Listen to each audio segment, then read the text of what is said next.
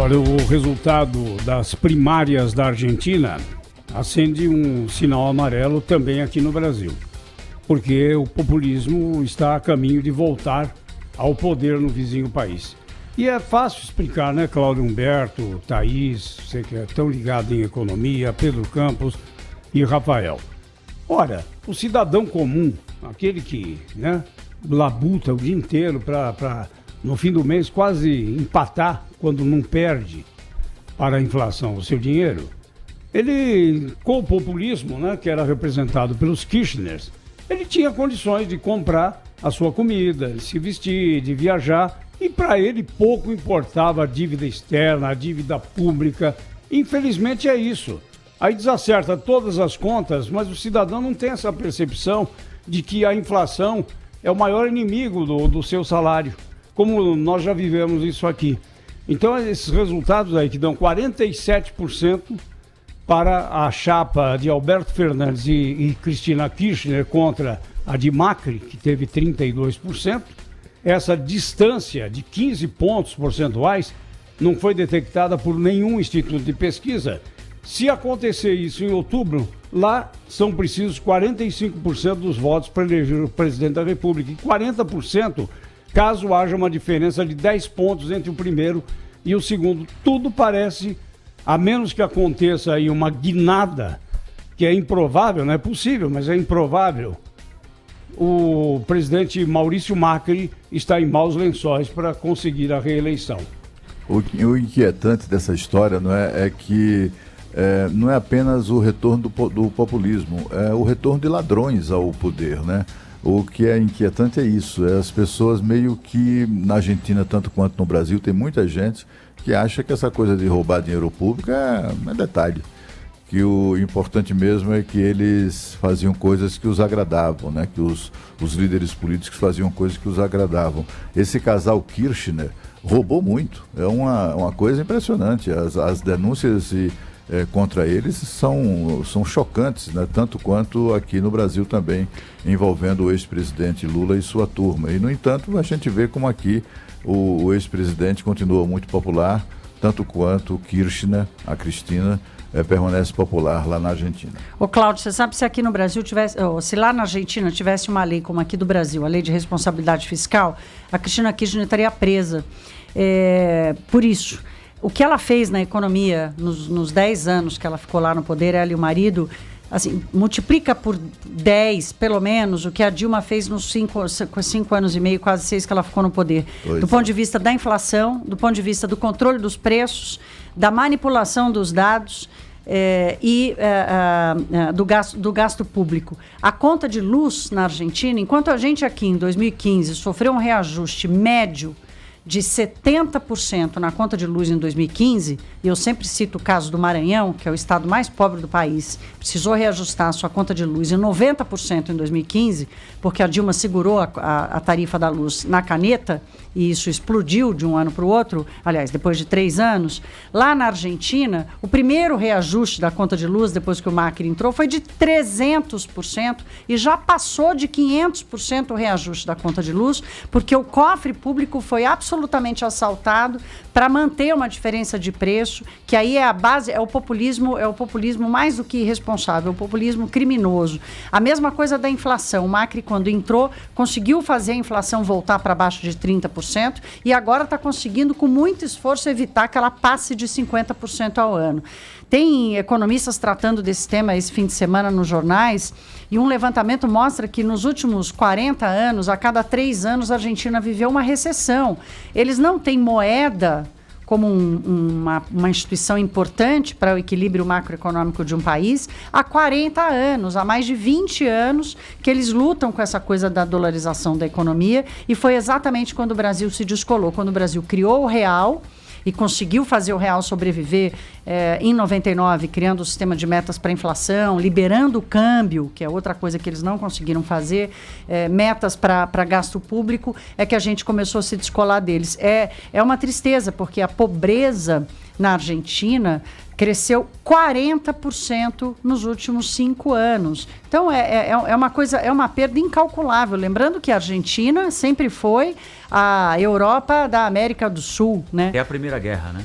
Exato, até a Primeira Guerra. Depois a coisa começou a degringolar. Então, é muito triste essa situação. Agora, o Macri é aquela coisa assim, né? Eles continuam achando que são, mas de fato era até a Primeira Guerra. Mas talvez esse seja um dos problemas. Vocês não vão querer que eu faça a definição do argentino, ou vão? Hein? Você que sabe, por sua conta e risco, Zé Paulo. O argentino é o italiano que fala espanhol e pensa que é inglês. Eu fiz a brincadeira aqui, mas adoro a Argentina, acho, né? Eu também. Claro, nós temos admiração. Turista, uma admiração absoluta pela Argentina. Bom, a Cristina Kirchner... Eu tenho a inveja. Os caras fazem um vinho maravilhoso, tem uma carne que é a melhor que existe. Por um preço bom, né, Cláudio? Pra nós, né? Bom. O cara, além de tudo, eles têm o Papa, tem o Messi. Rapaz, é sacanagem, é coisa demais. O difícil é monetizar isso tudo, virar isso tudo fazer Bom, a Cristina Kirchner está sendo acusada, ela está em um processo, né, enfrentando um processo judicial, acusada de associação ilícita e fraude ao Estado, envolvendo obras públicas quando era presidente da República. A fraude, segundo a acusação contra ela, equivale a cerca de $1 bilhão entre 2004, ainda durante o mandato do marido, em 2015, um empresário chamado Lázaro Baez teria sido beneficiado em contratos de mais de 50 obras. Essas 50 obras representam 80% do total de obras públicas realizadas no período, ou seja, era um empresário só com 80% das obras públicas no país. Era o Odebrecht de lá, né? Mais ou menos isso.